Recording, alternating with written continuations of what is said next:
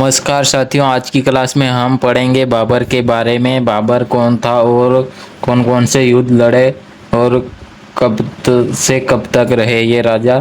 तो अपन बात करते हैं बाबर। बाबर कौन था? बाबर का शाब्दिक अर्थ होता है बाघ, यानी कि मुगल शब्द का अर्थ होता है बहादुर, मुगलों का संस्थापक। तो बाबर कौन था? मुगलों का संस्थापक। इसका पुराना नाम यानी कि जो नाम था इसका असल में वो था जहरुद्दीन मोहम्मद बाबर।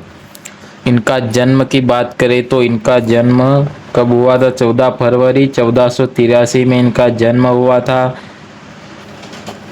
ट्रांस आक्सियान के 24 फरगना जिला में हुआ था। कहाँ पर हुआ था? फरगना जिला, ट्रांस आक्सियान। इनके पिता का नाम उमर शेख मिर्जा था और माता का नाम कुतुलुग निगार खान। ये जो इनकी माता थी वो चंगेज खान की वंशज थी। किसकी वंशज थी? चंगेज खान की वंश थी। जब बाबर की उम्र कितने 11 वर्ष थी तब इनके पिता की मृत्यु हो गई थी। जब पिता की मृत्यु हुई थी तब इनकी उम्र 11 वर्ष थी और 1498 में इनके पिता की मृत्यु हो गई थी। उसके बाद इनका पूरा जीवन भर इनकी दादी ने इनकी देखरेख की और 18 वर्ष की उम्र में ये राजा बन गए थे और सबसे पहले इन्होंने काबुल पर विजय पा ली थी 18 वर्ष की उम्र में। तो फिर अब बात करते हैं बाबर द्वारा लड़े गए युद्ध। हिटिंग डाल लेंगे। बाबर द्वारा लड़े गए युद्ध। तो पहला युद्ध कौन सा लड़ा गया था इनका? तो पानीपत का प्रथम युद्ध। पानीपत का प्रथम युद्ध बाबर ने 21 अप्रैल 1526 को 21 ये डेट एक मेरी IMP है, इसको याद रखेंगे। अब किसके साथ हुआ था? तो एक तरफ थे इब्राहिम और एक तरफ थे बाबर। तो बाबर की विजय हुई थी और इब्राहिम लोदी जो थे वो हार गए थे। अब बाद में बाबर ने अपने क्षेत्र में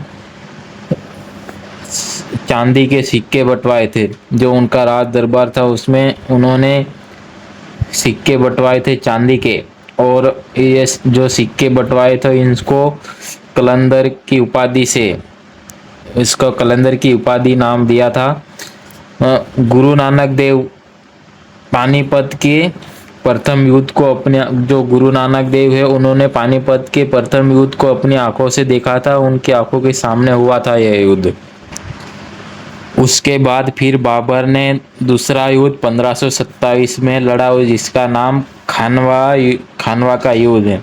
तो वो बाबर और राणा सांगा के बीच हुआ था और बाबर जीत गए थे। राणा सांगा की टीम हार गई थी और राणा सांगा के साथ अकेली टीम नहीं थी, उसके साथ मेघनी राय और ग्वालियर आलम खान इन सब तीनों की टीम थी। फिर बहुत बड़ी टीम थी, फिर भी बाबर जीत गए थे। खानवा के युद्ध के पहले बाबर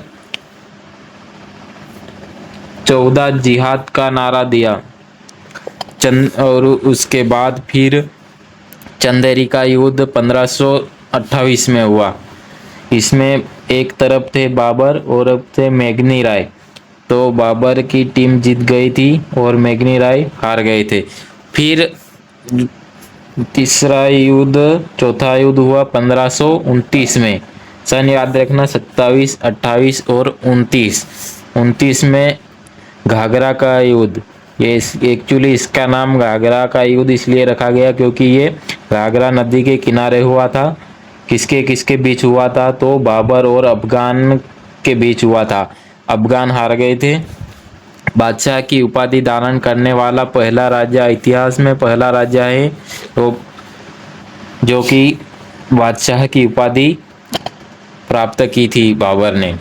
बाबर को बादशाह की उपाधि दी गई थी और आगरा में आराम बाग बनाने की शुरुआत आत्मकथा लिखी है।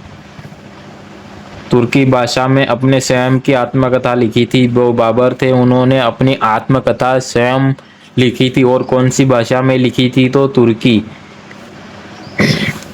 और मुगलों में सर्वाधिक पढ़ा लिखा राजा बाबर कहलाता था। बाबर जो मुगल थे उन पूरे मुगलों में से सबसे ज़्यादा पढ़ा लिखा कोई था तो राजा वो कौन था, बाबर।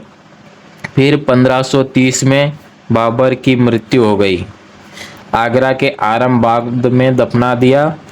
बाबर के 4 बेटे थे, हुमायूं, कामरान, अस्करीन, हिंगाल। और बाबर की जो अभी वर्तमान कब्र है वो काबुल में स्थित है। कब्र मतलब मकबरा। बाबर का मकबरा कहाँ पर है, तो काबुल में, अभी काबुल में स्थित है। तो आज की वीडियो में इतना ही, मिलते हैं नेक्स्ट वीडियो में। अगर वीडियो पसंद आई तो वीडियो को लाइक करना और चैनल पर नए तो चैनल को सब्सक्राइब जरूर कर ले। ऐसे ही